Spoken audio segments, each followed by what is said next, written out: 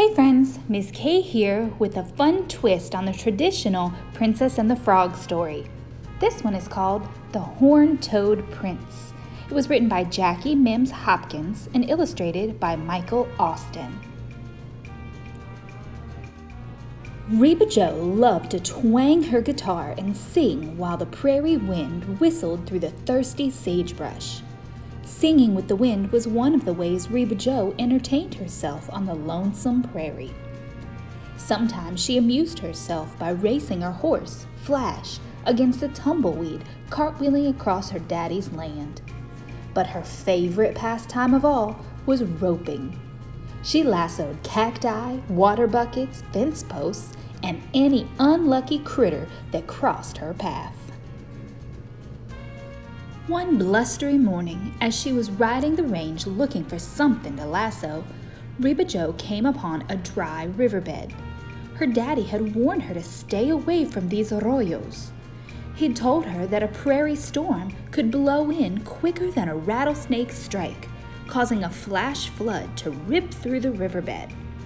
The swift water would wash away anything or anyone in its way. Riba Joe knew she should turn back, but right at the edge of this gully, she spied a vulture, all fat and sassy, sitting on top of a dried-up old well, just daring her to toss her spinning rope around his long, ugly neck. As Riba Joe's lasso whirled into the air, a great gust of wind came whipping through the arroyo and blew her new cowgirl hat right off her head and down to the bottom of the dusty old well. Riba Joe scrambled to the edge of the well. She peered down into the darkness and commenced a crying. Suddenly, she heard a small voice say, "¿Qué pasa, señorita?" She looked around and wondered if the wind blowing through the arroyo was fooling her ears. But then, there in the sand, she spotted a big, fat, horned toad looking up at her. "What's the matter, señorita?" he asked again. "Oh," she cried, "the brand new hat my daddy bought for me just blew down into this stinking old well. I'll never be able to get it out, and I'll be in a peck of trouble when he finds out I've been playing down here near the arroyo." The horned toad looked at her slyly and said, "I'll fetch your sombrero for you, if you will do tres pequeños favors for me." She sniffed and asked, "3 small favors? Like what?"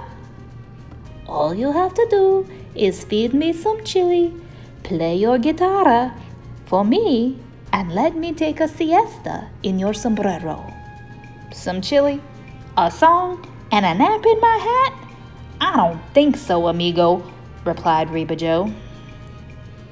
"Okay, señorita, but do you mind if I follow you home and listen as you explain to your padre where your new sombrero is and how it got there?" "Good point, Toad," Riba Joe said. "You got yourself a deal." Riba Joe placed the little critter in a splintered wooden bucket and carefully lowered him down the dry well, where he retrieved Riba Joe's hat. Then, without so much as a muchas gracias, Riba Joe snatched her hat from the horned toad and galloped home. As she rode out of sight, she ignored the horned toad's cries of, "Espera! Wait up, señorita, wait up!" Long about midday, when Riba Joe had sat down to eat, she heard a tap-tap-tapping at the ranch house door. Riba Joe opened the door, but when she saw it was the fat horned toad, she slammed the door in his face. His small voice called, "Señorita, señorita, por favor, please let me come in." The horned toad rapped on the door again. This time, Riba Joe's father opened it and spotted the little fella on the porch. "Hola, señor," said the horned toad. "Well, howdy, Mr. Toad. What brings you here?" "A little deal that I made with your daughter, señor." "What's this all about, Riba Joe?" her father asked her. Riba Joe admitted that the horned toad had done her a favor, and in return she had promised to feed him some chili, play her guitar for him, and let him take a nap in her hat. "Now, Riba Joe," said her daddy, "if you strike a bargain in these parts, a deal's a deal. Come on in, partner. You look mighty hungry." "I am indeed. Tengo mucha hambre," said the horned toad. "I hope that is chili I smell." He peeked at Riba Joe's meal. "Dad burn it," Riba Joe muttered. She pushed her bowl of chili toward him. Soon the horned toad's belly was bulging. "Now for a little serenata," he said. Riba Joe stomped over, grabbed her guitar, and belted out a lullaby for her guest. Then the drowsy little horned toad eyed Riba Joe's hat and yawned, saying, "That lovely music has made me muy soñoliento. I am ready for my siesta." "Forget it, bucko," Riba Joe snapped. "You're not getting near my hat. No lizard cooties allowed." "Now, señorita, remember what your wise padre said about striking a bargain in these parts," said the clever little horned toad. "Oh, I know," grumbled Riba Joe. "A deal's a deal." And with that, she flipped him like a cow chip into her hat. "Before I take my siesta, I have just one more favor to ask," said the horned toad. "Now what?" asked Riba Joe.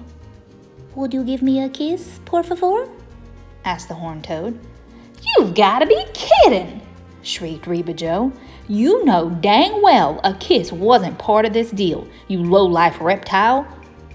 "If you do this one last thing for me, we'll call it even, and I'll be on my way pronto," the horned toad said.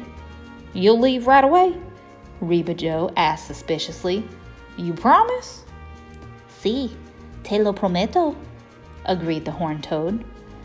Riba Joe thought hard for a minute. She glared at the horned toad.